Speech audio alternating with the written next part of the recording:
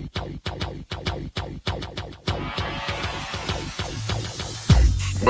to the OddsBreakers, number one place for shared, sharp betting information.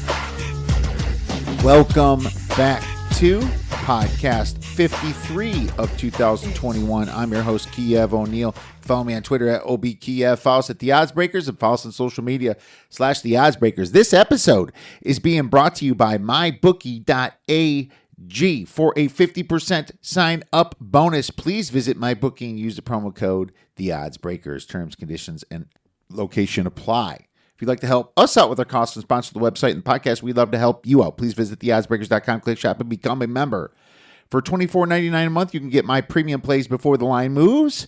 That price is good until the 24th of August. And if nothing else, please visit theoddsbreakers.com and become a free picks newsletter subscriber. And my friends, you can get free picks from any of our handicappers.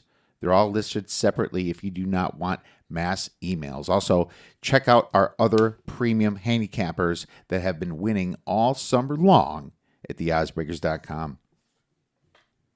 My friends, we have a great show for you today because I am once again going to go through some of the NFL preseason week 2 games and lines that just came out, as well as fantasy football running back share with D Nasty. That's going to be a huge and important show because you can see which running backs will get what percent of the touches as far as running plays.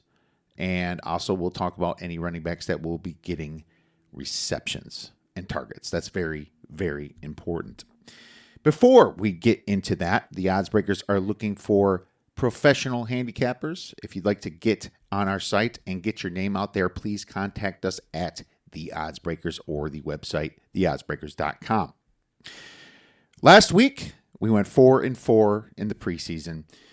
Sent out a halftime play on the Bears, bought back. Now the Bears actually covered the spread, ruining the free play we gave out, which was also, a premium play. All of our free plays are premium. But, at the end of the day, it was a 2-0 turnover margin that killed that one.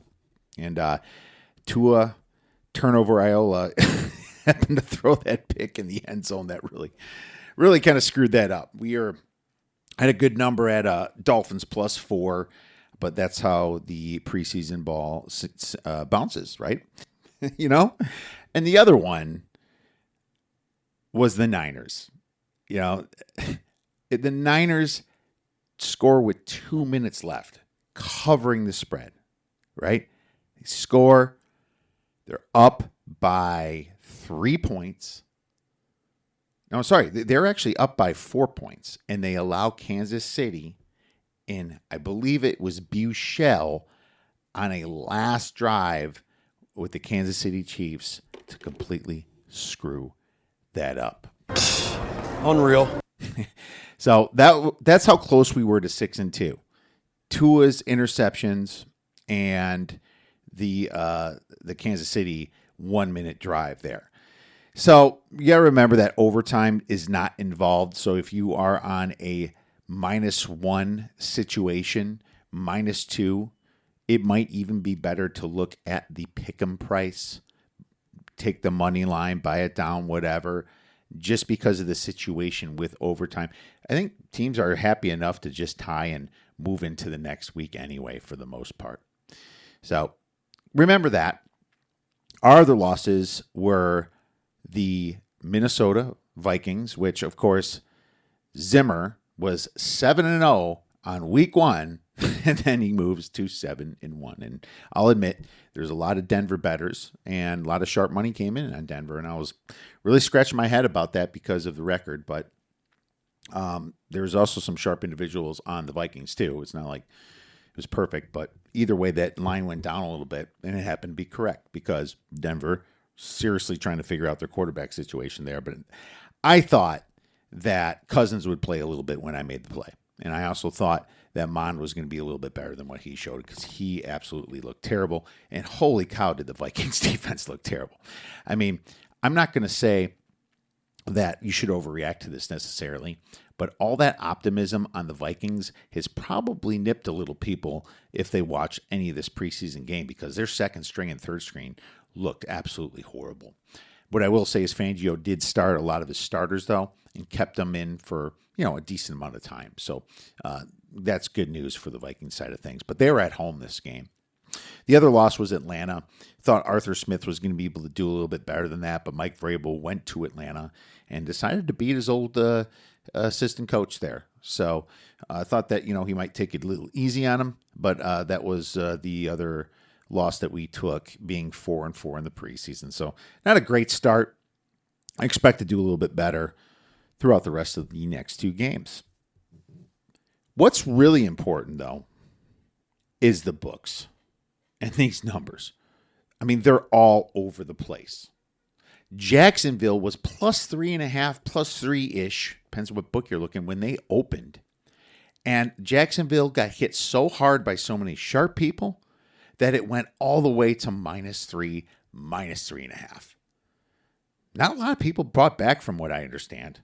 And they ended up just getting their clocks cleaned by Cleveland. I stayed away from that game because I didn't know what Freddie Kitchens was going to be like in the preseason either. Apparently, he really wanted to beat Jacksonville for some reason. I mean, Urban Meyer looked lost that game. Now, obviously, no overreaction here. We already knew Cleveland was going to be pretty good. But, Cleveland's second string looks pretty good compared to other teams. I will say that. And, a lot of good players played for Jacksonville.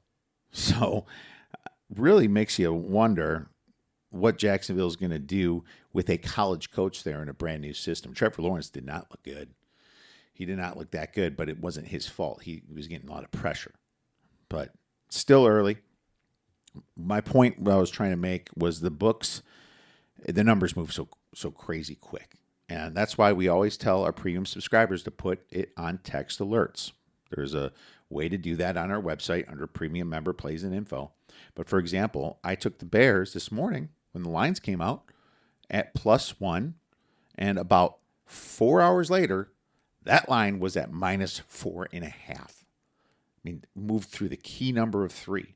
Heck, a lot of people look at 1s and 2s in preseason football, but that's a massive line move, and it gives us a lot of line value. And now there's a game that I'm going to give you that we have no value on, negative value. The line moved away from me. It's a total, but I actually still like it, so that's one I'm going to give out to you guys, as well as a couple other games when we go into this preseason, the preseason lines. So line value is extremely important, is all I want to say, especially when it comes to your book. If your book is not offering line value, dump them. Dump them and get on a book that releases the numbers fast. If you want to know about those books, I know which ones are the fastest. Feel free to tweet me at the OddsBreakers or at OBKiev. I'm more than happy to help you out with that. A couple of them on our site under the Bet Now section are fast books as well. If you're looking at American books, I also know which American books are the fastest for lines as well. Wanted to get into a question from Alan Stoy, awesome dude, one of our members, asked about a money line sprinkle. When I talked about our records were even better with money line sprinkles. Well, the reason that is if you like a dog at whatever number it is, it means you like them to lose by less points. Now, if they lose by less points, that also means the money line is slightly off and you are getting plus money line value on these sprinkles. I mean, to the point where they could even win the game and hit it. Whether it's a +3.5 and it's a smaller one, those wins happen a lot more than +10.5. But still, if you like a team at +10.5, you expect them to lose by a touchdown. That's when you make the bet. You think that there's value at that number. And if there's value at that number, there's value on the plus. So you should be sprinkling your money lines every single time. That's the way I look at it. And the amount he wanted to know about how much you sprinkle on a money line, it depends upon your bet size, really. I mean, for a 1.5 star bet, it's probably 0.25 units, a quarter unit, right? And this is a little bit arbitrary. You can deviate, but this is what I do. On a 2-star bet to 3-star bet, it's like 0.33. And at a 3 to 5-star bet, and I rarely do 5-star bets, but I mean, you're looking at like all the way to 3/4 of a unit to a unit, for something like that. I mean, that's how I do it. And it pays off at the end of the day. If you're right about your dogs, you're going to be right about your money line sprinkles. So that's a fantastic question from Alan. I also want to give a huge shout out to Glenn Middleton. The guy's been supporting the OddsBreakers, I feel like, since day one. Always tweeting, saying just the nicest things. So just want to let you know, I recognize everything you say. And it makes it all worth it, Glenn, to hear this kind of positive feedback from, guys like you. So just wanted to give you a shout out and thank you for all the kind things that you say. It really, really keeps us going. All right. Next order of business, we are getting into the NFL preseason football week 2 lines. And a lot of these lines moved pretty quickly. But all week, I expect them to bounce all over the place based on news releases and narratives. But let's just get started. I'm going to give you kind of quick thoughts on every single game, coming up here. And it's also going to be based upon what the coaches like to do because, as said before, that's still the most important thing in preseason football. Except for you, Mike Zimmer. You suck! All right, let's start right away on top here. Number 401 and 402 in the rotation. New England Patriots versus the Philadelphia Eagles. And the Eagles are +2 dogs here. Total is 38.5. I'm going to lean New England here with the number. But at the same time, Sirianni over there, it looks like he could be motivated this game just due to the fact that he lost last week. And he's a new coach. So normally I like to take Belichick in this situation because Belichick's a pretty good preseason guy. Belichick is 13-8 in week 2 and 11-9 in week 3. Gonna kind of combine those, especially for next year. And then Belichick, the time to fade is the final week at 8-12. So that one becomes a stay away just because of that circumstance. Kansas City versus Arizona here. Arizona +2.5, -110. Total is at 41. Now, I took a bad total on this one, but I still like the play. I obviously like it more at this number. I'm not going to double bet it, though. No reason to in the preseason. There's a little bit more variance in the numbers and the situation and what can happen. This actually dropped at first. I saw it briefly as soon as everything opened at 39. And I was thinking, I'm going to put this as a quick maybe. And then all of a sudden it moves down to 38 and 37. I took it at 38. Hit 37. I was like, that's interesting. I wonder, that's it looks like I'm on the right side of this. And then it shoots back up to 40 and then to 41. Apparently I wasn't on the right side of it. Well, that's going to happen. I guess the narrative on this one is that they're going to score a lot of points. Now, I don't really understand that because I think the deficient part of both of these teams are their defense, and the defense is going to want to make a statement more than the offense. You have 2 starting quarterbacks that are already starting. Are people really fighting for a backup job that hard? It's true that Buechele did lead them down to score and win against the 49ers last week, right? But does that mean they're going to carry again? I mean, that game was close, and I think it barely went over because of that. But this is a pretty high total. And, in general, Andy Reid doesn't really care about the preseason. He's 40-45, right? So not enough information on Cliff Kingsbury, who is now 2-3 in the preseason. But I think that defense is going to shine more. So I'm going to give you out the under 41 here. Hopefully it goes way lower so my poor number hits as well. I'm also going to lean Arizona here. They did win their first game, but I'm going to lean them at home at the +2.5. Next game, we have the Bengals versus the Washington football team. Washington's -4.5. Total of this game is pretty low at 34.5 here. Let's take a look at the spread here. I don't really mess with Washington from a totals standpoint unless I'm always going under, but it's down there a little bit. The Bengals, they could be really bad on defense. I mean, this year or this game, hard to tell. But this is a big spread at 4.5, and I think it's because of Ron Rivera's preseason number. I believe he's 21-16. That's a pretty good number, and so he's a home team, and he's laying over 3 points. Well, the Bengals won last week. Washington ended up losing to the Patriots, and I think Washington did put up somewhat of an effort, but they got more time to figure things out, being that this game was early. I believe it was on Friday, and the Bengals played on Saturday. Bengals beat Tampa, so you wonder if they're going to kind of sit back, keep Joe Burrow completely healthy, play some other players. I'm not sure what Zach Taylor's going to do is what I'm trying to say. So I'm going to probably stay away from this game. So what I forgot to tell you before that I was getting into these games is that the week 2 and 3 games were always where coaches would probably start their guys, but they really play the last string guys to see if they're going to get cut, right? So that the games might start out a little bit hot. Maybe even first half overs you can look at, second half unders. But then the rest of the guys are all making mistakes all over the field, right? And obviously, if the defense is bad and they're playing a bad offense, that's still conducive a little bit to the under just because of all the mistakes that bad offense could still make, right? It's not perfect. It's not polished at all. So in general, you hope if you're bet unders that they're really being vanilla. And there's a few coaches that are going to do that, rather than them keeping their starters in for a longer duration of time.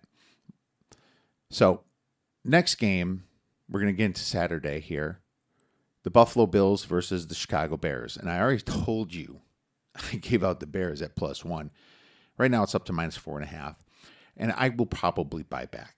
That's all I'm going to say. Now, had I not made a play in the Bears, and I'm just looking at this line, it's a tad bit high. +4.5. Here's the thing.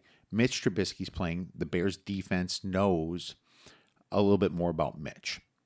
It's kind of how it is. I think it favors the team. Like when a pitcher gets traded and he's pitching against you, you kind of know a lot about that pitcher. I mean, the pitching coach is there on your team, right? That knows his deficiencies and the way he sets up the batter at the plate, the way he starts pitching, where he tends to be good at, where he tends to be bad at. Well, it's kind of the same type of thing. So Mitch Trubisky's probably going to be gunning to beat the Bears, but I'm pretty sure the Bears defense is going to be like, you suck for us. We're going to show you that you suck for everybody else. I mean, that's the mental guessing game that we like to play. But it sure as heck made this line move pretty far. And Sean McDermott isn't a great preseason coach. But Nagy, horrible in week 1 until last week, but then he's 3-1 in weeks 2 and 3 combined, right? So that makes me wonder if Nagy's still going to try to win this. I think the important thing is, as you look at the situation here with the Bears have a quarterback that didn't do that well last week. Dalton did really bad with the starters. So if Dalton starts again or whenever he's going to play, he's going to want to be a lot better. And so you also have Nick Foles in the back end who wants to improve his value. He's getting paid a ton of money, but he can get traded possibly to a Colts team or something, right? He's going to want to do better. And then you have Justin Fields, who's just trying to kick as much ass as possible to win the starting job, right? So there's a lot of motivation there. All you have is Mitch and a few other guys behind him, and you're not going to see much Josh Allen. You might see Josh Allen for a quarter at the most, but that's why I think the spread could be slightly too high. Let's move on to the New York Jets versus the Green Bay Packers. Now, Jordan Love played for the Packers a lot last week. Kind of got hurt. He got his pass batted down from behind, hurt his shoulder, and he's considered day-to-day. I'm not sure if they're going to play him this week. I mean, why would you, he's got an excuse if you play him. If I'm the Packers, I wouldn't play him. You know, who came in for him? It was Benkert came in, and he wasn't that good. Threw an interception, 8 for 12. Yeah, Love was actually doing okay, 12 for 17 until he went in, but I think you might see a little bit of Aaron Rodgers starting this game, and then I think you might see a heck of a lot of Benkert this game. You know, I'm not sure if they're going to put Jordan Love out there in this situation. The Jets, I think they're going to be more motivated here. Wilson needs more reps, so I can definitely see more Wilson in this game. And the Jets have a lot to prove this year. I mean, they did beat the Giants last week. It was an ugly game, 12-7. But there's a lot of people trying to make this Jets team and try to turn it around. So, didn't bet yet, but I'm going to lean the Jets at the -1.5. And I don't think LaFleur, just like his mentor, Sean McVay, cares much about preseason football. This next one's kind of interesting. You have the Falcons at the Miami Dolphins. This is another situation here where we don't know a lot about the coaches, right? I mean, Arthur Smith first coached last week, and we took a loss on him. But, you know, he's getting 5 points here on the road at Miami. I guess the whole point here is that the Falcons really look bad last game, right? So people are fading them in general, especially now that they're on the road. And Miami, their first unit looked really good, and their second unit really didn't at all. And people are going to think that Tua is not going to be turnover Iola this game, and he's going to play well the first quarter or so. I do expect more playing time for Coach Flores playing Tua, because he's going to have to learn the system a little bit better, in my opinion. And real time is the best way to do this. You know, I don't think last year was any good for him. So I see that, and that's why I see that the spread is so high. But this spread is still a little bit too high for me. You're probably not going to see much Matt Ryan, but you have to think that A.J. McCarron has to be a little bit better than what you saw last week. 5 for 12, 36 yards passing. And Felipe Franks, 2 for 9, 22%, 16 yards passing. That was absolutely horrible against the Titans last week. Spread's a little too high. I'll consider it a little bit more later. But I do like the under here. And it's about 37. I think I even took a 36.5. I don't understand why the overs are getting bet in these games. Just because, for the simple fact that a lot of these teams are going to be a little bit more vanilla and not give up their playbook. Maybe in this situation, it's different. But what I see is two really bad quarterbacks that play for the Falcons and a pretty good Miami defense that's going to have good second and third stringers competing as well. Miami might put up some points at first, just like they did last week. But I don't see that continuing. I think there's a fair enough chance that Atlanta doesn't score much at all again. I mean, looking at the spread, if the Dolphins are favored by 5 points, they're saying their defense is going to stop them. So I'll take the under. Couple stars. Next one, we have the Baltimore Ravens against the Carolina Panthers. And this is one that there was a massive opportunity in these early lines. Baltimore's -3.5 on the road. That's a perfect type of spread in this game. Perfect. The guy that just won 18 in a row, Jim Harbaugh. Last week was great because we took the Saints in the first half because I knew the Saints had Winston and Hill, and I just knew Harbaugh's crazy wanting to win the game at the very end would come through, and it did. And they even hit a 2-point conversion for us to hit our bad line. But this might be the same way you want to play it, you know? Unfortunately, this thing started out at 4, and then it went down to 2. And then by the time I got my hands on it, which was a few minutes later, I took a 2.5. And it stuck at 2.5 for a little time, like a half an hour. And then it went back up to 4. Now it's down to 3.5. So the Ravens, obviously, betting against Harbaugh has not been profitable. You probably shouldn't do it ever. But, I mean, this is a 3.5-point spread. They could still win without covering the spread, right? I mean, a money line play on Harbaugh would be better in this situation if you got under 3, if you didn't get under 3. Now, what I am looking at here is a first half in Carolina still. You know, Carolina, played pretty tough against the Colts. I mean, that game was tied for a long time. Quarterback P.J. Walker did pretty well. 10 completions, 21 attempts, but he got a touchdown. And Will Grier, 6 for 10, but only 31 yards. They're kind of competing there. But you might see some Sam Darnold this game. You know, Matt Rule could be one of those guys that plays Sam Darnold in the first half or the first quarter and then plays his rookies and the people trying to make the team, I should say, in the second half. So I would consider that. Now, are you going to see Lamar? That's a question. He had COVID for a while. I think he's cleared the practice now, so you might see a little bit of him. So that's what's keeping me off. I need some more information on that. Next game, you have the Detroit Lions at the Pittsburgh Steelers. Detroit looked awful in their first preseason game, which inclines you to take the bet on them in the second game. Now, unfortunately, Pittsburgh Steelers with Coach Tomlin there are preseason beasts themselves because Coach Tomlin is 8-5 in week 2, 8-5 in week 3. So he likes to win his preseason games. And he's already 2-0 because they played the Hall of Fame game themselves. So interesting on Tomlin. They're really getting beat, by the way, by the Eagles, and they really kind of came back at the end. So that was really interesting. I'm going to lean the dog, of course, because this is a pretty huge spread, and Detroit was quite embarrassed.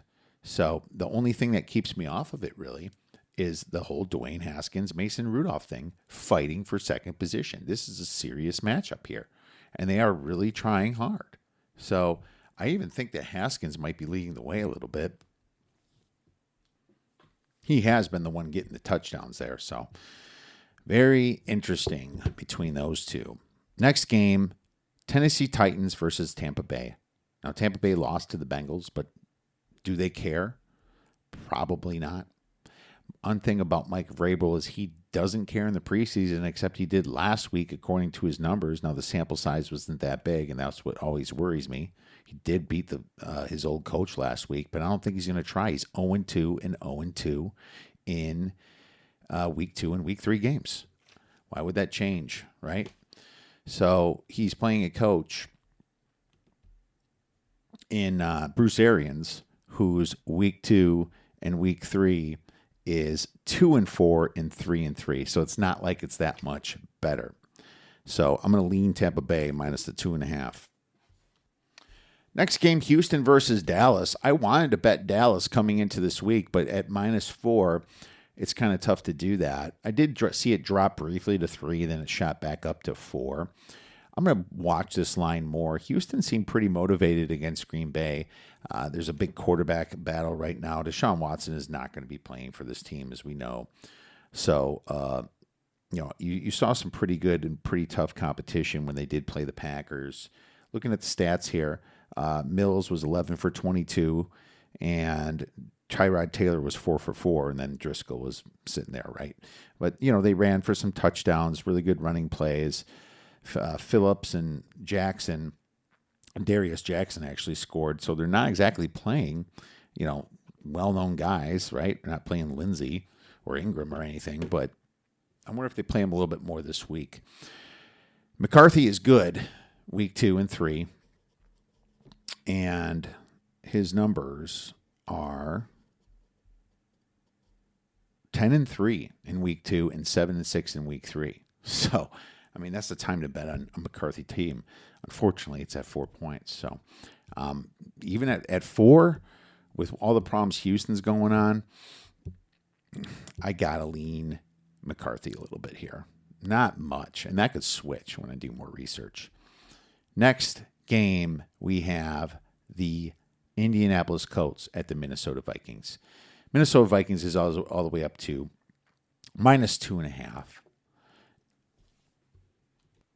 And wow, did this team look awful last week. But that's embarrassing. And even if Mon plays some and looks awful again, I honestly think you might even see a little bit of Cousins hopefully run up the score a little bit in the first quarter. Browning, 5 for 11, 1 interception. He got sacked. He was pretty good like in the midfield, but just kind of choked when he got closer to the end zone. I did watch a lot of that game. So real concerned with, the Vikings start, but it's still Zimmer, and he's 20-6 in the preseason. So, that would be the lean. You just have to wonder if the Colts are still going to be trying to win via their starters. This was one of those games that I was going to give out, and I'll give it out at 2.5 here, but we took the +1 this morning on the Vikings just because of Zimmer's record. So just wanted to make sure you knew that. I think it's going to go up to 3 and probably past 3 and probably settle around 3.5 just due to what Zimmer's done. But the Colts won last week, and that's part of it. So they're going to be hashing some stuff out themselves. Next game, you have the Raiders versus the Rams. And this was a lower spread too. Not super low, but it's all the way up to Raiders -7 at the Rams. McVay does not care much about preseason. That's for sure. Maybe you see some Stafford this game, but you're probably not going to see him out for a long time. Imagine hurting your franchise quarterback in preseason after you brought him in for your Super Bowl year. That would be absolutely insane. And McVay likes to hide what he does. Now, what I will say about McVay is he at least is 2-1 in week 2 and 2-1 in week 3. So it looks like week 3 he gets some stuff done, but I sure as heck would not trust it at all. The under was good for a while, but that thing has already come down about 1.5 or 2. So it's getting pretty low. Next game, we have the Denver Broncos versus the Seattle Seahawks. This spread went up for Denver. You have the quarterback issues going on there with Drew Lock and Teddy Bridgewater. So that's why you're seeing them a big -6 favorite here. The problem with Seattle, their quarterback, their backup quarterback, absolutely stinks. Geno Smith is bad. You got to pray, if you're a Seahawks fan, that Russell Wilson's not going to get hurt. So, man, this spread also shot up for Denver. The problem that I have with the Denver side, even when the number was a little bit low, is that Pete Carroll is 25-16 in the preseason. And he lost last week, so that could leave a pretty bad taste in his mouth. You wonder what he does this game. So I was gonna lean Denver before the number shot up a bit. Now I'm leaning Seattle here for a pretty big sized dog here at home, +6. That's pretty big. Finally, we have our Sunday games. The New York Giants versus the Cleveland Browns. And you saw what Kitchens did last week to the poor Jacksonville Jaguars when now Cleveland's at home and they're -6.5. Problem with the Giants is they clearly don't care about preseason. Joe Judge kind of showed that when he played the Jets. They didn't score many points at all, and that's what shot this number up so much. Now you have to wonder when Joe Judge is going to play his starters more. I think he's going to do it for about a half, but is it going to be this game or next game? So until I know that, I can't bet any side, but right now I'm definitely going to give you the lean on the Giants at +6.5. Total's at 35.5. That's kind of like what the average of all these totals are, about 35.5. Not a big side on that one for me. All right, and finally, you have the San Francisco 49ers versus the LA Chargers. The Niners are road chalk -4.5 at LA. Chargers won that first game against the Rams. You're not going to see much Justin Herbert. As a matter of fact, he didn't even play last week. They're going to keep him healthy. Chase Daniel is a pretty good backup, but that's all he is. He's not a starting type quarterback, but he can do it a little bit in the preseason. Kind of like what Peterman does in the preseason. He's just, for the Raiders, it's an absolute god of preseason football, right? Maybe that's why the Raiders are also -7 right there at the Rams. But going back to this game, hard to trust either side. I did lose on San Francisco last week. One thing I will say about San Francisco is you're probably going to see a little bit more of their backup quarterback, which they hope to soon start their quarterback here. And Trey Lance had that bomb touchdown that was great, but everyone overreacted because he was really 5 for 14 passing. But you're only going to see the replay of that bomb touchdown where the guy was pretty wide open. Josh Rosen's there, and he has some experience in Jimmy Garoppolo. So that's why you have three really capable quarterbacks here. And unfortunately for the Chargers behind Justin Herbert, you had that Chase Daniels, but he's not going to play the full game. And then you have Easton Stick, who was 7 for 7 actually for 63 yards, but he did get sacked twice. But he's not proven, So people are looking for the Niners to pounce, and that's why you have a 4.5 point spread here. Probably a perfect number. Total is about 34. Makes total sense to me. My friends, later in the week, if you have any questions about preseason football or would like me to break something down for you, please tweet us at the OddsBreakers. If you even want just a lean on a game by the times the numbers change, I'm more than happy to help out as well. Now, let's get into a little fantasy football with our guy, D Nasty. All right, now it's time for a little fantasy football. We have our guy, D Nasty, our fantasy specialist for over 5 years. Dave, how the heck you been doing this week? Wonderful. Some preseason games to watch this weekend, which was wonderful. It was nice to get back and be watching some football. Yeah, very nice to be back and watch some football. It got me pumped up, man. I know there's only 3 preseason games, but maybe that's why I cared more. That's all I did on Saturday was just watch football all day pretty much, and did a few things around the house, but, mostly I just planted my ass on the couch, so that's always fun to do that, man. Yeah. My Saturday became like Sunday, so put it that way. It was a good time, but a lot of fun matchups, lots of information came, a few little injuries. Elijah Moore, you said, was banged up, and we learned a little bit about a few other players, didn't we? We did. Malcolm Brown, he actually ran with the ones this week in the preseason game. And Gaskin and him might be in a committee now, so that's something you might want to keep an eye on. Elijah Moore has a quad strain. They're not saying how serious it is. He should be ready to go by week 1, but that may affect him on the depth chart for the wide receivers for the Jets, though. Oh, for sure. I think so, too. And that makes his sleeper status a little less sleepy. The question is, is he going to play week 1 or 2? You never know, right? Quad injury, it's hard to tell. Yeah, it is definitely hard to tell with those. And another one, too, that of note was Jacob Easton and Sam Ellenger. They're battling it out to start week 1 with Wentz out, possibly. They're saying Wentz could be back and Quentin Nelson could be back. Those are 2 injury updates, too, that are huge, because if those 2 back for week 1, that would be huge, especially Nelson. That would make their offensive line even better with him back. And Taylor's stock would go up even more than it is right now. But Ellenger and Easton both looked really good this week. They will be flip-flopping next week. Ellenger will start with the number 1s and Easton with the number 2s next week. But both did look good this week. Oh, for sure. Yep. And I am still concerned Wentz. I don't know. It's just such a weird with 5 to 12 weeks, The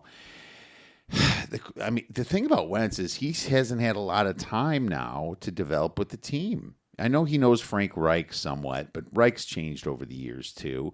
So that's real interesting. I think it's going to get real heated. I'd be really, really careful to draft Wentz as a backup even, That's one guy might stay on the waiver wire, won't it? I agree. Yeah, I definitely staying away from Wentz. With all his injury history in the past, who knows if he even comes back in the 5 weeks like they're saying. I think it's going to be more likely it's going to be the 7 to 8 weeks, maybe even 10 to 12 weeks. So in the past, he's never really come back from injuries sooner than expected. All right. Well, sounds good, man. Well, let's get into what's important then, and that's the running back share.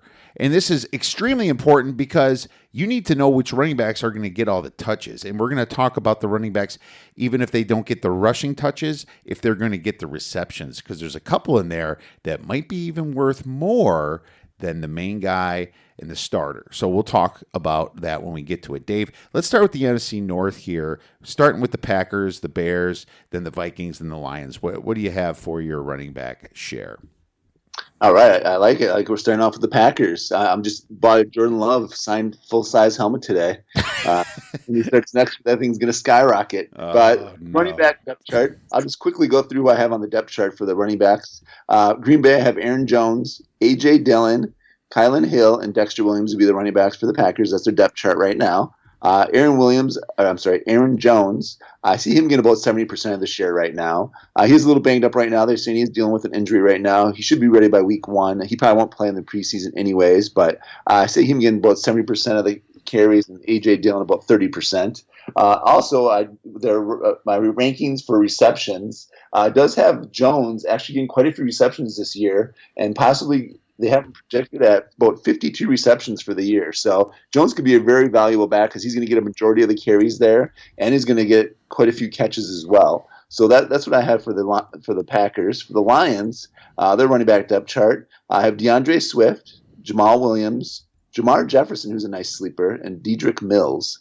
Dedrick Mills would not get anything. DeAndre Swift, I see this as a 50-50, actually. DeAndre Swift and Jamal Williams, I see them as a 50-50, but DeAndre Swift, he'd be the more valuable of the two as well. DeAndre Swift, he's projected to have about 62 receptions this year at running back, so he's going to be very valuable as well. Jamar Jefferson might get a few carries. I say maybe 5% for him. If he does cut into Jamal Williams, carries a little bit maybe. He's not getting many carries, but I can see Jamar Jefferson. He's actually looked good in this last preseason game, so I can see him giving some carries as well for them. And then we'll move on to the Bears, actually. Your team, Kiev. So for them, the main guy is going to be David Montgomery, of course. He's going to be the main guy there.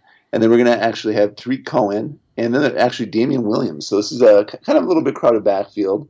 Tariq Cohen is going to be a guy you really want to watch, though. Tariq Cohen, he's projected to get about 65 receptions this year. David Montgomery, I'd see him about 75% for carries. And then I'd say it's going to be about 20% for Damian Williams. I think I'm going to say it's kind of going to be split between Damian Williams and Tariq Cohen. Depends on how healthy Tariq is coming into camp, coming off that injury from last year. So it's going to be kind of a split for the rest of the carries between Damian and Tariq Cohen for him then on that one. And then the Minnesota Vikings, of course, they have Delvin Cook. He's going to get the lion's share of those carries there. I'm going to say 80 to 85% for Delvin Cook. And then his backup is going to be Alex Madison, who's actually going to get some carries as well. He'll be a sub for him, and I'd say he's going to get about 10 to 15% of carries. They have Amir Abdullah, and they got a rookie too in Keenan. I saw his last name, Noah. He's not going to get many carries. I don't even know if Keenan will actually make the team. Amir Abdullah might get a few carries here and there, but it's mainly going to be Delvin Cook and Alexander Madison for them. All right, sounds good. We're really close on 3 of these teams. So agree. Aaron Jones, 70% for me. And I put lots of touches for receptions, I think he's an absolute stud, and it wouldn't shock me if he finished top 5. I think I have him higher in my fantasy rankings than you, Dave, actually, believe it or not.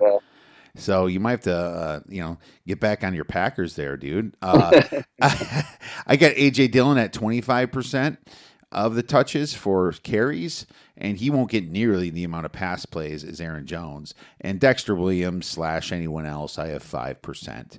So that's how the Packers are. With the Bears, I have David Montgomery at 60%. And Tariq Cohen and Damian Williams, I have split at 15%. But it wouldn't shock me if Damian Williams just gets a few more rushes and Tariq Cohen gets the passes. Now, Tariq Cohen's big in the passing game. He's a third down back. So you're going to see him on third downs. They're probably going to blitz the hell out of the Bears because he doesn't block that well. So be careful. It might be quick dump-offs to him, but he's going to be good for a PPR league as usual, coming back off his injury. But it doesn't mean he's going to be as good as Montgomery as a whole. And I even put Khalil Herbert at 10%. He looked good last week, and he's going to get the kickoff returns. So if you have some sort of league that gives you extra credit for kickoff returns, he's not a terrible handcuff to David Montgomery. I am concerned that Damian Williams is there. That really messes things up for Montgomery and Cohen, in my opinion, because Damian Williams could have been the Super Bowl MVP in the 2020 Super Bowl with KC versus San Fran. Just 100-some yards he ran in the Super Bowl. It was fantastic.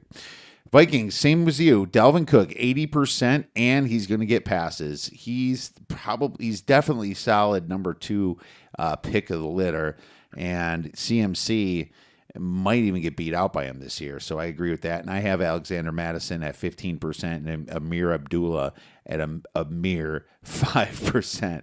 And Amir is going to get the kickoffs. Lions, DeAndre Swift at 65%. That's where I differ with you. And I have Jamal Williams at 30% and the rest 5%. I just think the big pick from Georgia, he was a high draft pick, that they're going to use him more. Jamal Williams, same type of role he had last year, in my opinion. Let's move on to the NFC South, Dave. All right, sounds good. Go ahead. Alvin Kamara, we're starting with the Saints, and he's just been the beast of this team. I had him higher last year, but I think it's still going to be 75% Alvin this year and 25% Latavius Murray. And I don't even think the rest of the bums even see much action on this team. It's going to be them two literally carrying him. Number 2, Tampa Bay. This is the issue that we discussed last week, Dave. Leonard Fournette and Ronald Jones. I put them both at 45%. It's so tough between these guys. I think Ronald Jones will get a few more passes, but Fournette also catches the ball. He did with Jacksonville. Got to stay away from this. It's just one of those ones when you get down to them in the draft and all of a sudden you went wide receiver heavy. Maybe you drafted like a Kittle or something at tight end. You're really going to be scratching your head. Like, what should I do here? So keep that in mind. CMC, Carolina Panthers. I have them down from 80% down to 75 this year just because of that injury. They're probably going to use them a little bit less. Chuba Hubbard's there is going to eat up some carries at 20%, and I put the rest of them at 5%. And then find the Atlanta Falcons, Mike Davis. I have Mike Davis at 70% off the bat, but I have no idea what's going to happen in the second string, Dave. So I literally put Allison, Patterson, and Hawkins all share 30% until somebody sticks out, my man. I like it. All right, for the Saints, I got similar to you. I got Alvin Kamara, but actually they're saying Latavius Murray has actually kind of fallen behind in the running back there. With Devontae Freeman, they say, has actually been looking pretty good. They said that he might move ahead of Latavius Murray, and they have a rookie running back, Tony Jones Jr., that they really like there. He's been looking really good in camp and really good in the preseason, rookie. So they said Latavius Murray might not get as many carries this year. So they're saying Devontae Freeman could possibly beat him out, which is very surprising. But I have Alvin Kamara at 75%. And then it's going to be a toss-up between Latavius Murray and Devontae Freeman. Whoever wins that lead back job for getting carries right away off the bat for downs 1 and 2. So I think if they're relying on Freeman, I have a lot more worries for the Saints. Yeah, I know. I mean, I do as well. But I'd say, at least 75% for Alvin Kamara, and then at 25% for whoever between the rest of the backs, Latavius Murray, Devontae Freeman, and then Tony Jones Jr. I don't see Tony Jones Jr. really having many carries, though. It's going to be between Murray and Freeman. Freeman might just cut into Murray's carries is what I'm expecting. But we'll see how that pans out, though. Carolina Panthers, I think it's going to be 80% for CMC still. I do like Chuba Hubbard a lot. He looked good in this preseason game this past week. He broke off a big long run this past week in the preseason game. So I see him getting at least 20%, though. Tampa Bay, I actually have reports out of camp the last couple of days after their first preseason game. Giovanni Bernard actually is going to cut into that and get quite a few receptions actually this year. So he's a guy in the PPR leagues you might want to take a look at. They're saying he might actually get carries and passing downs ahead of Leonard Fournette, they're saying right now. So I'm going to go 50 to 60% for Ronald Jones, and I'm going to do about 40% for Leonard Fournette, and I'm going to another 20% probably for Giovanni Bernard. That's 110%, Dave. I think maybe let's just go 50, 40, 10. Sure, 50, 40, 10. They can always sway a little bit in there. And that's running back touches. If you want to say he's going to get all the receptions, go for it. I think that if he does cut into him, that would be painful. One thing I will say is anything for Bruce Arians' camp, take it with a grain of salt. I call BS on a lot of that stuff. This is the Super Bowl team that's taking it easy this preseason, so you have no idea what to expect. Yeah, I'm just saying I do like Giovanni Bernard though in this backfield. And then the last one is Atlanta Falcons. I was talking up JV and Hawkins last week, but they actually did not look very good this past week. They're saying that Mike Davis I'm going to say him at about 75%. And then 20%, I'm going to say between Allison and Patterson, and then maybe the other 5% for JV and Hawkins. He's moving down the list a little bit on the depth chart for them now. Yeah, it's too bad. unfortunately, he probably was rolling with a bad team. But here's the thing: the whole team Atlanta Falcons sucked last week. Where they put up like 5, 6, or 6 points or something, 3 or 6. I think it was 6. But Jesus, I mean, they got their butts kicked at home to Tennessee, a team that usually loses in the preseason. So that was so surprising to me how bad they looked. I don't know if you can just blame it on Hawkins. I think that offensive line was awful. Well, I don't disagree with anything. Thanks for the insight on Murray. I didn't know that he would be losing it. Let's move on to the NFC West, and why don't you start? All right, great. Arizona Cardinals, one of my teams I do like this year. They have quite a few running backs here. They have Chase Edmonds, James Conner, Ito Smith, who you can't really forget about. He was on the Falcons last year, and Eno Benjamin. The last two aren't going to really get many of the carries. I say it's going to be about a 60-40 split here. Chase Edmonds, I see getting a lot of the carries here. I think he could be the lead back. Conner about 40%. Ito and Eno are going to get some carries in there too, but they're not going to get many. Chase Edmonds is going to be the PPR guy here too to own. He's going to get a lot of the catches over James Conner. James Conner is going to be more of a first and second down kind of guy. Edmonds is going to get the catches and he's going to get the carries too. So I definitely rank him a little bit higher due to that. San Francisco 49ers. Some items coming out of camp today I was just reading. Raheem Mostert might be in danger of losing his job to Sermon, actually, to Trey Sermon. They're saying they'd actually take him over. Maybe not right away, but they're saying he's been looking really good in camp, and they're really liking him right now. Mostert, I'm going to only give 60%. I know he's your boy, Kiev, but I'm only going to give him 60%. I'm going to go 30% for Sermon, and then another 10% for the remaining backs, because we don't really know what Hasty's going to do or when Wilson's going to be back either for them. So that's kind of a difficult backfield to tell. It's kind of like a Patriots backfield. You never know who's going to get the carries there with Shanahan. And then I have the Rams. With Akers out, Henderson should be the guy there. I see he's going to get about 70% of the carries there. But they do have Jake Funk, though, and Xavier Jones. So I see them splitting the other remaining 30% for that backfield there. And then we have the Seattle Seahawks. That's another perplexing backfield. They have quite a few young guys they've drafted over the years. Chris Carson, of course, is going to be the main guy there. I see him at about 70% as well. And then they do have DJ Dallas that they drafted last year. And then they do have Tyler Homer, too, as well.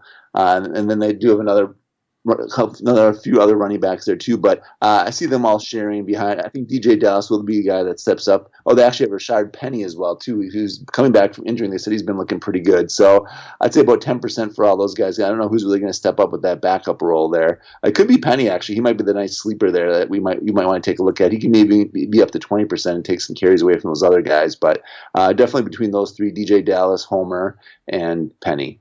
All right, sounds good. So we'll start with the Seattle Seahawks. Chris Carson, I have at 65%, so not much different than you.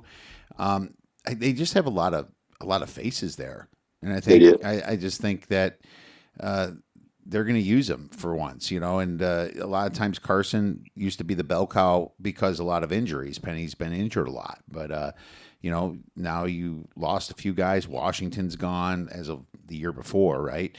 So it kind of is going to even out somewhat, but it's Chris Carson is still the guy that you want to draft. I have Rashard Penny at 15%, and I have Dallas and Homer split 20%, which is 10 apiece. But I wouldn't be shocked if Dallas ups Penny, to be honest with you. I don't have him yet, Dave, but I won't be shocked. Just put it that way. I wouldn't either. Dallas is the more athletic of all the remaining guys on the list, and they drafted him last year and put some draft capital into him. So I could see him moving up as well. He could be a little sneaker there. Sleeper if Carson doesn't do well. Ooh, that'd be dangerous. Yeah. All right, so for the Rams, I have Darrell Henderson at 65%. And what was your number on Henderson? I think I had him at 70. Okay, close enough. Obviously that Cam Akers injury was horrible, but I can't imagine them. He was such a high draft pick 2-3 years ago. It was. Imagine dynasty people having that. Darrell Henderson was like a first round guy, and then you go ahead and select Akers the next year. You're like, what? But 65% for Henderson, 25% for Xavier Jones. So after that Akers injury, all the Henderson people went, oh, back on track with Darrell. Exactly. But the rest of my split have them split 10%. So the Cardinals, I have Chase Edmonds at 70%, at Chris Conner at 20%, and there is some guys there. Ito Smith, I doubt he makes the team. John Ward and Eno Benjamin. Benjamin actually got averaged 10 yards per carry last week. He had a breakaway. So that makes me thinking about changing Benjamin and moving him up. I haven't yet, but I have him splitting 5%. I think they're going to play Chris Conner because they signed him and paid him, and that'd be embarrassing if they don't. So you're going to wonder who's going to lose. And I always like Chase Edmonds, though. He's just such a good back. Now, I disagree with you because I think you are fake news, Dave, on if you have the Donald Trump soundbite. Raheem Mostert. I am at 50%, buddy. Come on. Give me 50% from Mostert. And he better stay healthy this year, is all I have to say. And I'm glad I don't own him in a dynasty league, but I always get stuck and suckered into drafting him. Fantastic. In your league last year. What? I think you took him second round in one of our leagues last year. I had a lot of handcuffs for him, but everybody got injured. That's the problem. It was like, okay, it's okay. He's hurt. And then I had, what's his face that now plays for Tevin Coleman, the Jets. And he got hurt. And then I had Wilson, and he got hurt. It was awful. But, I still have to have him put in at 50. Trey Sermon's going to be at 25%. And then I have Jeff Wilson and Wayne Gallman splitting the other 25% because literally it's going to be a committee here no matter what you do, in my opinion. Mostert's fast. He's probably faster than Sermon, but Sermon's probably the better power runner. I don't know. It can be interesting. So those are my splits. Not terribly different from you. Moving on to the NFC East, I'm going to start with the Washington football team that will never change their name from football team to anybody else. Let's go with Antonio Gibson at 65%. He was a beast last year. He's going to be a beast this year. He's going to catch some passes as well. But J.D. McKissick will take some of his passes. I have him at 25% of touches for carries. And then Jarrett Patterson and Peyton Barber, I have splitting 10%. I'm not in love here, though. I know Gibson was nice last year, but I'm a little wary about him. It's not like he has a lot of competition, I guess. That's a good thing, right? So that's good. Now New York Giants, I have Saquon Barkley, and I had him at 80% last year, but I had to downgrade him to 70% this year, Dave. He's injured, and why would they do that again to him? I don't know. It wouldn't be smart. I think they're going to play him a little bit less. And I also see Devontae Booker there getting some touches at 20%, and I have Alfred Morris at 10%. So make sure you handcuff him at least in case some setback happens. But you should do this on all your bell cows. Ezekiel Elliott for the Cowboys, 80%. I can't change that. Even though Tony Pollard last year was the most efficient back, he was at 4.46 yards per carry, and Elliott was only 4. Pollard was the more efficient back, and they're going to have to use him some. But it's still Zeke because he makes that money. You got the $20 million a year running back contract that's so rare these days. So he suckered old Jones into that. Philadelphia Eagles, Miles Sanders I have at 70%, and I have Johnson, Gainwell, and Scott all splitting the next 30%. Sorry, Dave, I'm still not off him yet, man. I don't know what your thoughts are, but why don't you get into the NFC East? Sounds good. I'll start with the Eagles then, actually, since that's where you left off. I do like Sanders at about 70 to 75% in that range. Actually, my boy Gainwell actually did drop down the list a little bit. He did not look that good this past week. And Kerryon Johnson is banged up, and they said he could be out through the couple weeks of the season now, actually. So Jordan Howard actually moves back into this conversation with Boston Scott. So it depends on the injury status, though. So I'm going to definitely say 30% is going to be split up between the remaining backs, depending on who's healthy. Boston Scott, I think, is going to get at least 20% of those carries, though. So then the other 10 would be whoever the other running backs are left on that list. Maybe Gainwell, maybe Johnson if he's healthy by week 1, but we'll see on that. And then the Eagles. And then the Washington football team, have Antonio Gibson, J.D. Missick, Peyton Barber, who actually played pretty well last year, and Jarrett Patterson. Jarrett Patterson's a deep sleeper, but he actually looked good in the preseason this past week. He put up some nice yardage. I, like you, Kiev, I'm not very sold on Antonio Gibson. They just gave him a high amount of carries last year, and he did somewhat good with those carries, but I don't think he's still going to be the bell cow there. I don't think he's the number one back like most teams would say, but I could be proven wrong, though. I'm still not sold on him either as well. We'll see how he does in his sophomore season here, but I'd say he's going to get at least 70%. Hey, bring back Adrian Peterson. Mystic, he's going to definitely get all the catches there. Gibson's not going to be much of a receiving back there. Mystic's still going to get all the catches, so he's going to be a PPR guy that you're going to want to target. He's going to get at least 25% of the carries, and then I'd say the other 5 is going to be between Barber and Jarrett Patterson for them. And then we'll move on to the Giants. I'm similar to you on this one, too. I think 70 to 75% for Saquon. They don't want to rush him back, and they want to take care of him. I think Devontae Booker is going to actually have a pretty big role this year as well, at least 20% for him, maybe another 5% for Morris.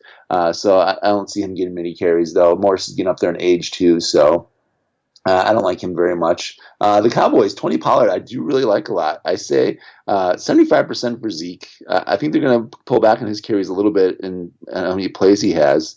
I think they're going to actually they're saying they give more receiving yards and flank out Pollard more in the receiving as a receiver now, too, and get him more plays in the receiving end. So he could actually be a nice PPR guy this year, so you might want to just look out for him on the PPR side. All right, well, good stuff. Fair enough. We'll see if Zeke gives up a little bit more to Pollard. Let's round the corner here and get into the AFC North, Dave. Why don't you start? All right, sounds good.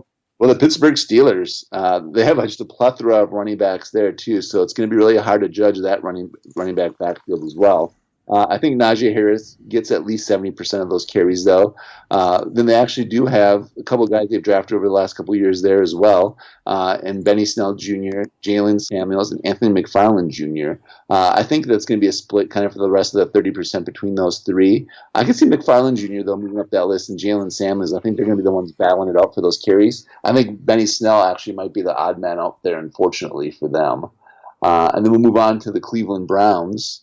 Of course, we know who their top 2 backs are going to be. There is going to be Nick Chubb, who just signed the big extension. And then they also have Kareem Hunt as well. But I think Chubb is going to get a majority of the carries here as well. But I think it's going to be a little bit lower. I think it's going to be 60%. He's still going to get a majority of the carries, but I think they're going to still play Hunt quite a bit. They did last year as well. And then they do have Dearness Johnston coming back and Demetric Felton, a good-looking rookie. He might not make the team, though, but I'd say probably 30% for Hunt. 50 to 55% for Chubb. And then Dearness Johnson might get another 5 to 10% split with the rookie. So depending on which one of those wins the backup job there. So it's going to be an interesting backfield to watch, though, as well. And we have another one who has a lot of different moving parts in the Cincinnati Bengals.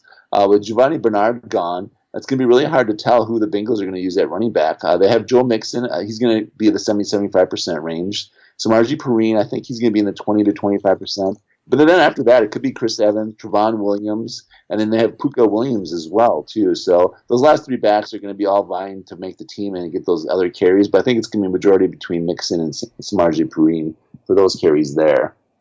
And then we have the Ravens as the last team here. Yep.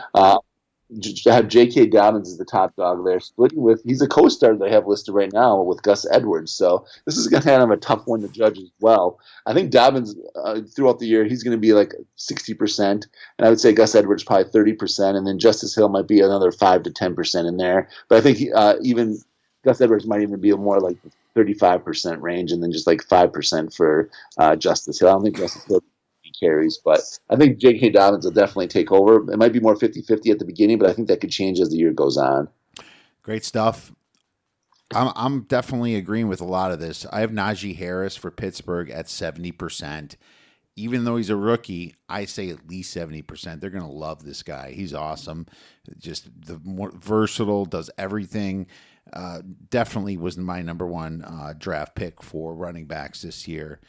Next, Benny Snell at 20%, but I don't like it either, Dave. And from everything you said, I have McFarland and Jalen Samuels splitting 10, but it wouldn't shock me if Snell gets downgraded and he's with one of those 2 guys splitting. I would guess that Jalen Samuels, I like him.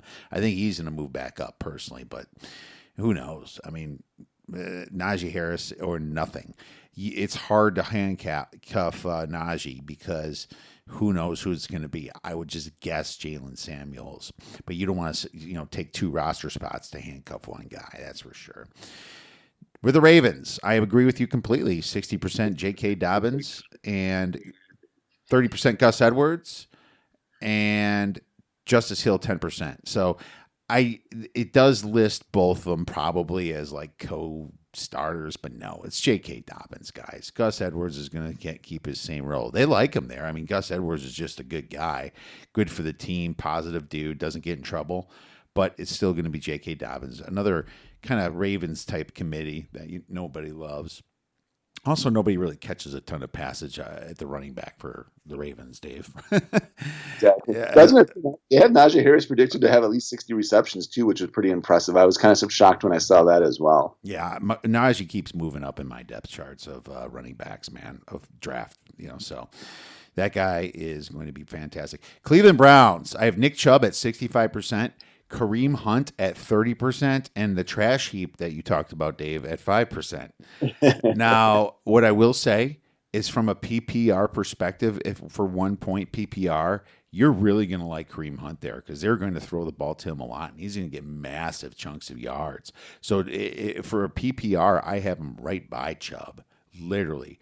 And he might even be a little bit more of a safety protection to not get injured, because it's usually your guy that's taking the first and second hard rushes that's going to get injured. So Kareem Hunt is not a bad choice whatsoever in a 1 point PPR. All our stuff is based on 0.5 PPR, just to remind the listeners. And then for the Bengals, I do have Joe Mixon at 60%, Dave, but this is another head scratcher. I think Samaje Perine at 25% is fair to say right now, but you have Travion Williams and Chris Evans there is going to throw a wrinkle. And I think Chris Evans gets 15% and Travion Williams gets 5%, but Chris Evans is supposed to be a back that can catch the ball really well too. And I have him kind of as a semi-sleeper, so that's pretty interesting. I do like Chris Evans as well. He's been moving up my boards a little bit here, though, too, because they've been saying good things about him in camp so far. Yeah, I heard that too. Good stuff. Let's move on to the AFC East. We'll move to the Buffalo Bills. Devin Singletary, 50%. I have him at 50. And I know Zach Moss is right there. And some people say Zach might overtake him.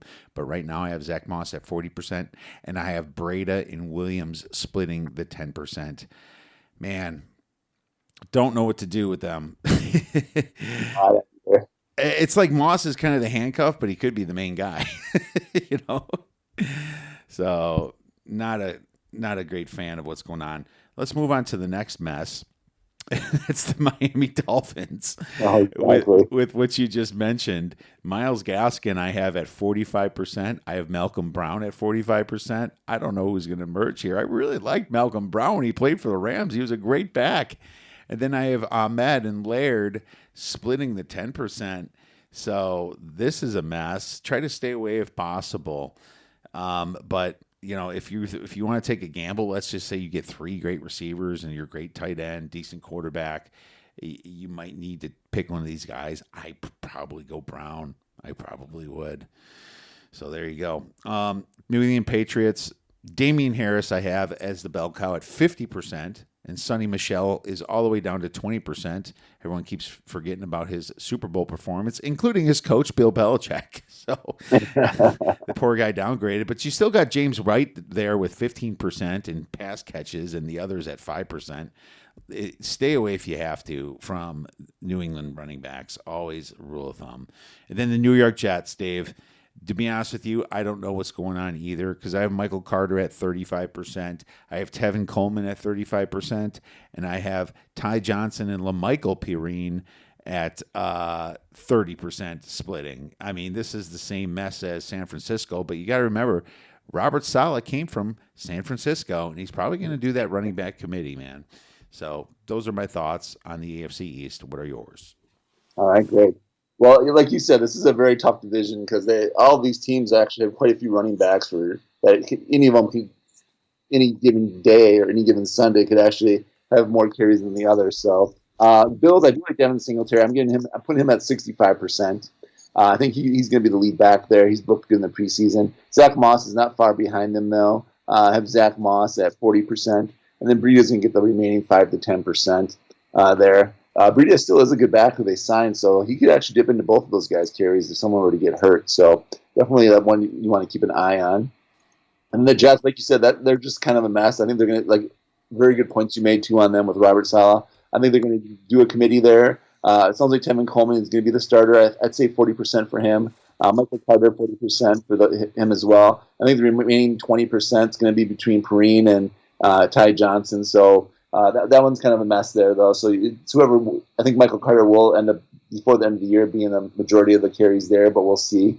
And then Miami Dolphins, they have quite a few guys there from last year that played well when people were injured. So this is kind of a tough one to go by as well. They have Gaskin and Brown. I'm going to say 40 and 40 for them. But Sylvan Ahmad, that we forgot about, he actually had really good games when those guys were out. So it's really tough to say here. I'm going to say another 15% for Sylvan Ahmad. And then they have Jared Dokes, who they really like as a rookie, too. I don't even think Laird's going to actually make the team, possibly. It's going to be between Laird and Dokes for those remaining carries. But I say 40-40 kind of split. And then maybe another 15 for Sylvan Ahmad on that for that one as well. So that's kind of a tough one to judge as well.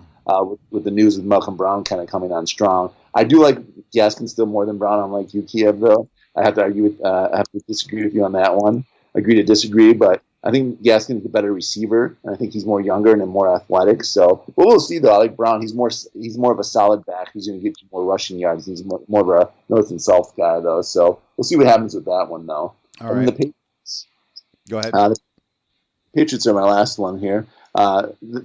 That one I kind of agree with you with too, but I say Damian Harris is going to be about 50 to 60%. Sony, I say it's going to be about 20 between him and 20 for Sony Michelle. And then don't forget about James White and then Ramad Stevenson. He had over 100 yards this past week in the preseason game. He's the guy who's going to move up. I think he can get at least 10 to 15% too. So we're going to see what he can do going forward, but he could cut into those carries for Damian and Sony. All right, sounds good. 2 divisions left. We have the AFC West. Why don't you start out with them? All right. Then we have the Denver Broncos. That one is kind of be tough, too, because we don't know really what they're thinking for Javonte Williams. I definitely think Melvin Gordon is going to be the guy that's going to start it off there, and he's going to get a majority of the carries. So I'm going to go 50% for him to start off, but I think that could even dip more as the season goes on. And then they got Javonte Williams, so I say at least 40% for him. And then the Mike Boone and Royce Freeman, I think the last 10 remaining percent for those two guys. But Javonte actually could be flip-flop before the end of the year. But starting out the year, I'd say it's going to be about 50-40 right now for those two, for the Denver Broncos. For the Los Angeles Raiders, that's another tough one, too. Jacobs had most of the carries last year, but then they brought in Kenyon Drake, who actually is going to get a lot of carries as well. I still think Jacobs is about 65%, and about 30% for Drake, and then the remaining running backs that are on the roster, I'd say they're going to battle it out for the last 5 to 10% there. The Los Angeles Chargers, this is actually a really tricky one. There's a lot of moving parts here. Eckler is going to be your main guy. He's going to get you all your receptions. PPR leagues, he's going to be a stud. He'll be a top 10 running back in PPR leagues. He's going to be at least 65 to 70%. I think, just because he's going to be on the field for receptions and third downs and stuff like that. He's an all-around back. So he's going to get you about 70%. And then the last 30 is going to be between the remaining backs. Joshua Kelly, they got Larry Roundtree, who's a rookie that's been coming on, looked really good this last week. He had 70, 80 yards rushing. And then Justin Jackson, who's actually banged up right now. He's dealing with an injury right now that he was just injured in the last preseason game. So he might be sliding down the depth chart. So it's going to be really hard to say between those last 3, but I'd say that the remaining 30%, those guys will split up there. And then the last team in the AFC West I have is going to be the Kansas City Chiefs. I like Clyde Edwards-Helaire. I say he's going to be at least 70%, even maybe more than that, possibly. They do like Jerick McKinnon a lot there, and then Darrell Williams as well. I'd say the remaining 30% is going to be split between those guys. Maybe Darren Thompson, too, but I don't even think Darren Thompson's going to be in that conversation. I think it's mostly going to be between McKinnon and Williams. All right, sounds good. I'm going to start with the Kansas City Chiefs. I have Clyde Edwards-Helaire at 65%, Darrell Williams at 25%. He's been running really good when he's healthy. And then and then Darwin Thompson and McKinnon I have at 10%. And so you're going to see a little bit of those guys. I think whoever makes the special teams is going to make the team, right? There's a really hard situation there. They drafted Clyde Edwards-Helaire so high. Moving on down to the Raiders, Josh Jacobs, 65% I have, and they did sign Kenny and Drake, but they signed him as a number 2. They're still going to keep Jacobs as their main guy. They have Drake at 30% and Jalen Richard at 5%. I am also a little concerned that maybe Drake could move up, so not as high on Josh Jacobs as I was last year. The LA Chargers, Austin Eckler, I have 50% of the carries. Justin Jackson at 25%, who you said watch out for injury, and Joshua Kelly at 20%. Larry Roundtree rounding it off at 5%. What I will say is the reason Eckler's getting drafted a lot higher than a 50% back is because he's catching all those passes, and that's what people expect. So, I'm not as high on him as other people, but that's why. The Denver Broncos, I have Melvin Gordon at 55% and Javonte Williams at 40%. Now, what I will say is you could see Javonte Williams take over for Gordon, as we discussed before. Sucks for our Badger, but hey, Javonte Williams is the younger guy, hasn't gotten paid yet. I could definitely see something like that happen. And Mike Boone, 5%. Boone's Farm. Remember Boone's Farm, Dave? Yes. I still think I have. Once in a while. I still think I have headaches from drinking that in high school. So there you go. Moving on to the final division, the Tennessee Titans here in the AFC South, rounded off with bell cow Derrick Henry, who had over 350 carries again last year, still balling. I mean, the whole thing was like, fade Derrick Henry last year. He had 350 carries. Well, that didn't work out that well, did it? For people thinking that. Well, I'm still have him at 80%, and Darrington Evans and Brian Hill splitting the other like 15%, and whoever else at 5% there. I wouldn't be surprised. I would be surprised if Derrick Henry took 85%. Dave. I was thinking that as well. Indianapolis Colts. Now, this one is interesting because you have 3 backs that are really, really good. Now, Marlon Mack, return of the Mack this year, was injured most of the year. But, man, I love Nyheim Hines. He's so athletic. He does all those backflips. I have Jonathan Taylor only at 55%. Maybe I should move him up, but they're going to still play Marlon Mack at 25% into Nyheim Hines at 20%. There's just not enough touches to go around. That's what worries me a little bit more about Taylor. Now, Taylor's going to catch the ball, too, a little bit, too, and that's why. And I just like their offense and their line. You said Nelson's coming back, so that's good news. But we'll see, man. Houston Texans, unfortunately, awful situation there. You have Mark Ingram. I have him at 40%. I have David Johnson, who restructured his contract. Otherwise, I'd be way lower on him and worried he'd get cut. But he did restructure his contract back in May. He's at 30%. And Phillip Lindsay, also at 30%. Running back hell right there. I'm going to try to avoid the Texans for everything. I'm not going to look at anybody as a number 1 back. Probably look at them all as like number 3 backs because they're going to be a bad team, Dave. And the Jacksonville Jaguars, James Robinson.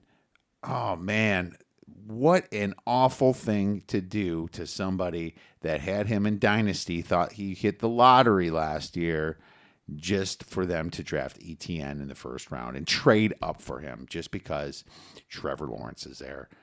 Bummer. James Robinson down to 45%, Travis Etienne at 35%, and Carlos Hyde is sneaking there at 20%. Yeah, I can see him getting some plays. So, very strange situation, but I got to tell you, Robinson's still that beast at 4.5 yards per carry, man. So, maybe ETN doesn't take over as much, but I can't see Urban Meyer not keeping that Lawrence to ETN connection going, my man. I agree. Yeah, I definitely agree with you on the Jaguars' backfield. ETN, he's actually, I got him projected at 70 receptions for this year, so he could be really a nice dynamic receiving back for them. So I do still have Robinson at about 50%. I have about 30 to 35% for ETN. And then I do have Carlos Hyde. I think can have about 10 to 15% of those carries there too. They actually said they do like him in the running back conversation there too. So this could be a full blown out committee, but I think ETN is going to get most of the receptions there. So I have him predicted at about 70 receptions for them. So definitely in PPR, definitely go after him. The Colts actually have 4 good running backs. I think we forget about Jordan Wilkins as well. Nyheim Hines, Marlon Mack, and Jonathan Taylor. I do like Jonathan Taylor at about 60 to 65%, though. I think Hines and Wilkins and Mack. I think Mack actually might be the one that we're going to have to worry about the most, taking some of his running back share. I'd say Marlon Mack at least 20%, and then the other remaining 20 to 25%, I think, between Hines and Jordan Wilkins. But Hines is going to be your PPR guy there. Taylor will catch some receptions. He did have some at the end of the year throughout the second half of the season. But I have Hines predicted at about 40 receptions for this year. So if you're in a PPR league and he's going to be he is named the backup there, he might be a guy you might want to take a look at there as well. Houston Texans. This is backfield just a mess as well. I actually do have Lindsey at 60%, though. I think Lindsey will take that number one role there, and I think he will run with it. Everyone always has it as an underdog, but I think he actually comes out on top here. I know I'm a little bit different on this one than you, Kia, but I like Lindsey in this backfield. I don't like David Johnson that much. He's getting old. He's been on a lot of different teams, and there's a reason why he's been thrown around the league on all the different teams. I just don't think he's got it anymore. I think between him and Ingram, they split the remaining carries there, the remaining 40%, maybe 20% for each of them. Maybe David Johnson a little bit more because he can get some receptions. So maybe 25% to him and maybe 15% for Ingram. Ingram is not really much of a receiving back, so I kind of downgrade him because of that as well. And then the Titans, Derrick Henry. What can I say? Yeah. I'm going to have to go 85% for Derrick Henry. I don't think they slow up on him at all. He's their team, but he's the bread and butter right there. Maybe the remaining 10 to 15% is going to, maybe 10% for Evans. And then Jeremy Nichols actually looked good last year. Between him and Brian Hill, maybe the remaining 5% for them as well. Yeah, I mean, Henry can pass block. Yeah, I mean, he's definitely a top 5 back for sure in fantasy, even though he only had 19 catches last year. What I will say, Dave, you might be right about Philip Lindsay, and that's why he had 40, 30, 30, but who knows what's going to happen. I just might like Mark Ingram the way he ran for Baltimore a little bit more than David Johnson, and Philip Lindsay's a baller, so very good. I wouldn't draft any of them if you can. No, exactly. James Robinson did have 49 catches last year, so wow, ETN cuts into that. That sucks again. So great points, Dave. Anything at the end before we close it out? No, just keep it. Be watching the preseason games. Keep your eye on those injuries and the running back shares that could change throughout the next couple of weeks with the preseason games. But for the most part, all the starters are going to be resting for the next couple of weeks. Maybe the last preseason game they play half the game. So that's the third preseason game is the one you're really going to want to watch coming up here. All right. Well, thank you so much, Dave, for coming back on and breaking everything down.